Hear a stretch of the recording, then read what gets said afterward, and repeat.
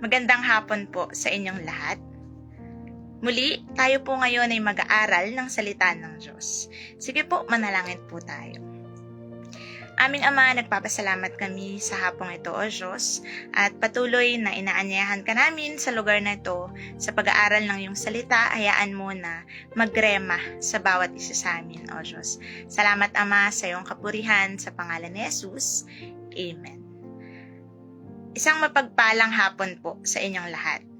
Panibagong pag-aaralan po tayo ngayong hapon, ngayong linggo, dito po sa ating Rema Fields Live. Dump your phone. 10 reasons your paper Bible is better. Sino po dito ang may mga Bible app? So, halos lahat po tayo meron, tama po. New generation at new technologies. Sabay sa uso, sabay sa panahon, at mas mabilis ang paghahanap ng verses. Tama nga naman, di ba po? Isang click lang, mababasa mo na or mahanap mo na yung mga verses at iba't ibang version pa. Pero sa hapong ito, pag-aralan natin, bakit nga ba mas better pa rin ang paper Bible kesa sa Bible application ng ating mga cellphones? Sige po, sabi niya po dito sa number 1, isang rason or unang rason kung bakit mas better pa din ang paper Bible. Number 1, avoid distractions. Ito po yung isa sa greatest benefits kapag ang gamit natin ay paper Bible. Distraction-free reading. Sa mobile app, andyan po ang text, andyan ang IG, andyan ang Facebook, ang Snapchats, ang retweets, ang email notifications, or even a phone call. Andyan din na every time na kapag nagbabasa ka ng Bible gamit ang cellphone, baka matawagan ka pa ni rider ng Shopee. Joke lang. Yan. Pero sabi niya po dito, at kung gusto po nating mag-focus sa salita ng Diyos to receive fresh light, kailangan isa lang ang tinitingnan natin. Sabi po dito sa Matthew chapter 6 verse 22, ang ilawan ng katawan ay ang mata. Kung tapat nga ang iyong mata, ang buong katawan mo'y mapupuspos ng liwanag.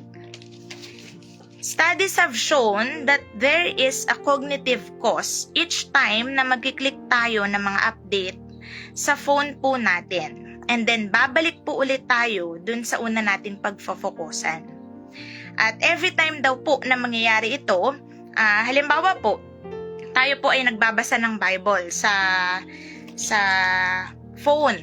At every time daw po na magbabasa ka ng Bible, at kapag yung may nag-pop up at na-distract ka na, and sabi niya po dito, every time po na mangyayari ito, nakakaranas po tayo ng fractured simultaneity of cubist painting at maglilid po ito sa atin ng exhaustion.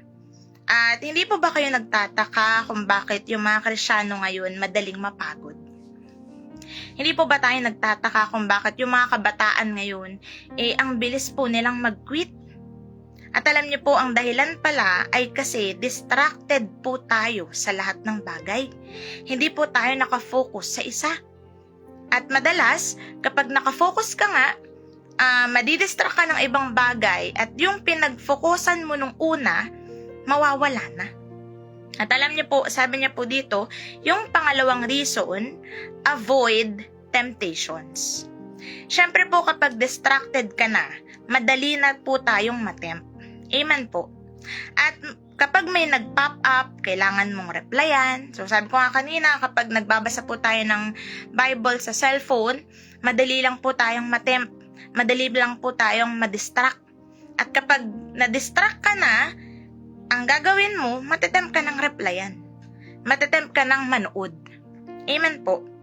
At sabi pa po niya dito, kapag may mga nakakatawang post, gusto mo nang panoorin hanggang sa mai-stress ka na lang at hindi ka na makakapagbasa kasi wala na yung focus mo. Alam niyo po, sabi ni Daniel J. Levitin, dinescribe niya ang process na to. Ang multitasking ay nag-i-increase or ito po ay nagpo-produce ng stress hormone cortisol at nagkukos po ng mental fog or scrambled thinking. Hindi po masama ang technology. In fact, dahil sa technology, mapapabilis po yung gawain natin. Dahil sa technology, hindi ka na masyadong hirap. At sabi niya nga po dito, pero ang book at ang smartphones, ito po, ang Bible po natin at ang cellphone ay magkaibang tools. Ang book po ay book lang talaga siya. While ang phone, pwede po siyang maging ibang bagay. Sa cellphone po, pwede kang manood. At ang cellphone, pwede rin po siyang, pwede kang maglaro. Pwede kang kumuha ng mga pictures. Pwede siyang maging camera. Pwede siyang maging text, maging chat. At kapag paper Bible po ang ginamit natin, mas madali po nating maiintindihan dahil walang temptation. While using my mobile app Bible, nag-i-invite lang po tayo at nagbubukas ng pinto sa invasion and interruption. So sabi niya po sa Matthew chapter 6 verse 6, sa halip kung mananalangin kayo, pumasok sa inyong kwarto at isara ang pinto. At saka kayo manalangin sa inyong ama na hindi nakikita. At ang inyong ama na nakakakita sa ginagawa ninyo ng lihim ang magbibigay ng gantimpala sa inyo. So, ito pong verse na to ay verse sa prayer. Pero minsan po, sabi niya dyan, yung kapag nagbabasa po tayo ng Bible, sabi ko nga po, kahit na naka-close door ka, kahit na nasa kwarto ka, nagbabasa ka ng Bible, pero kung open ang phone mo, madali po tayong madistract. Madali po tayong matempt sa mga bagay na ito.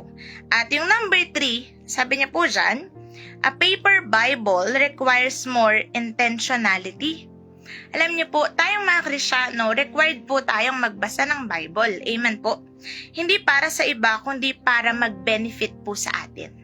Tayo din po ang magbe-benefit ng bagay na to. At intentional, kapag ito po ang ginagamit natin, kapag nagbabasa tayo ng salita ng Diyos, required po tayong dalhin. Required po tayong buksan. At sabi niya po dyan, actual po ito na dadalhin po natin. Alam niyo po, sa Bible, ang ginagawa ko po kasing before, actually nag-start po ko last year, ang Bible reading ko po ay every time na kakain po ko. Kasi, syempre po, tayong mga worker, yan, so, meron nga po kaming before, meron po kaming requirement. Yan, ang isang requirement po namin, everyday, maka 10 chapters po kami sa Bible. At lalo na po nung nag-pandemic, na-require pa nga na mag 20 chapters, ganyan. Pero, syempre, mas maganda pa din na hindi naman tayo dun sa quantity, nandun tayo sa quality. Ano naman, kung nagbabasa ka ng 20 chapters, tapos in-scan mo lang pala, hindi mo naman naintindihan. Pero alam niyo po, ang ginagawa ko po kasi every meal, dual purpose po kasi yun. Ngayon, ang pagbabasa ko po ng Bible ay nakatayo po ako. Ito po yung pulpito, andyan yung Bible ko, and then magbabasa po ako. At dual purpose siya kasi every after kumain, sabi nila kailangan nakatayo daw, 'di ba? So, dual purpose kasi nakafocus po or nakafocus ako dun sa Bible kasi malayo sa akin yung phone. At yung pangalawang purpose niya, nakakababa daw ng kinain kasi nakatayo po ako.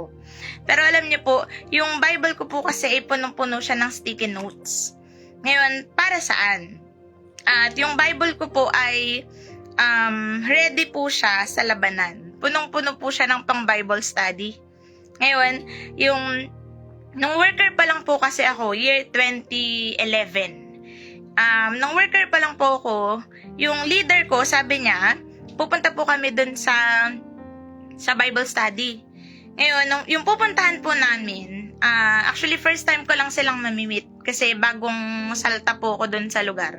Ngayon, nung sabi niya na may Bible study, syempre, as worker, kailangan mo mag-ready, nakaligo ka na ng umaga, hapon pa yung Bible study, ganyan, tapos wala, prepare ka lang, ganyan. Pero nung naglalakad po kami, biglang sinabi sa ako ng leader ko na ako daw yung magtuturo. So, alam niyo po yung pakiramdam na, syempre kapag Bible study, o kaya midweek service, mga Sunday service, kailangan ready ka talaga, pinaghahandaan mo yan. Pero during ng paglalakad, hindi ko po alam kung gaano kalayo yung lalakarin namin. Hindi ko alam kung gaano kalapit. Pero during ng paglalakad po namin, sinabi sa akin na ako daw yung magtuturo. So, sobrang nakakakaba. Tama po. Alam niyo po, sobrang kabado ko noon. Hindi ko na nakuhang mainis dun sa nag-utos sa akin. Kasi kinakabahan nga ako. Pero alam niyo po, simula noon, ang sabi ko sa sarili ko, kailangan mag-aral ako.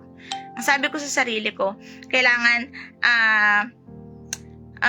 yung tipong kahit biglaan, kailangan ready ka.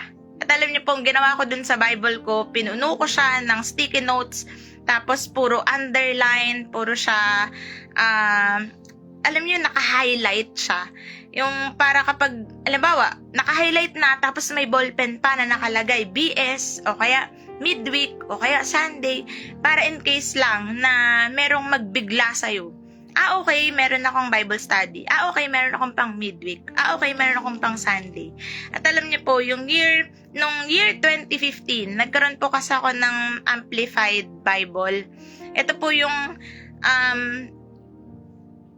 ina-explain niya yung bawat verse. At alam niyo po, tuwang-tuwa po ako dun sa Bible na yun. At dun sa maliit kong Bible, yung ginagamit ko pong pang soul winning, dun ko nilagay lahat ng sticky notes dun sa nababasa ko dun sa Amplified. Sobrang useful po. Sabi ko nga, habang pinag-aralan ko po tong topic natin, kung yung cellphone yung gagamitin ko, siguro ma-erase lang siya. Pero yung Bible, syempre masakit sa atin kung halimbawa halimbawa yung phone kasi, halimbawa, itong na-download mong Bible sa cellphone, kapag na-erase siya, mada-download mo lang siya ulit. Amen po. Pero kapag yung Bible, for example, nawala, nasunog, sobrang sakit dun sa part natin. Kasi lahat ng sticky notes mo, lahat ng, yung kabisado mo na, yung Bible mo, wala na. At babalik ka dun sa umpisa. Pero alam niyo po, sabi niyo po dyan, God gave us His Word in written form for a reason. Para saan? Para basahin po natin ang salita ng Diyos carefully, deliberately, reflectively, and deeply. At sabi ko nga po, hindi masama ang technology. Pero ito pong tatlong reason na to, itong first 3 na reason, sabi niya na mas better ang paper Bible kesa po sa mobile app po natin. Nawa po ay may natutunan po tayong lahat. Nawa po ay na-bless po ang bawat isa sa atin. Sige po, tayo pong lahat ay manalangin. Panginoon, nagpapasalamat po kami sa hapong ito. At Lord, dalangin namin na patuloy na ikaw ang siyang kumilos sa buhay ng bawat isa sa amin. Lord, every time na binabasa namin, babasahin namin ng salita mo, alam namin na buhay ito, Diyos. At alam namin na makapagbago ito ng buhay ng bawat isa sa amin. Lord, salamat sa mga oras ito, salamat sa mga bagay na itinuro mo sa bawat isa sa amin. Sa iyong kapurihan, sa pangalan ni Jesus, Amen. Yan. Salamat po sa inyong lahat at manigong bagong taon.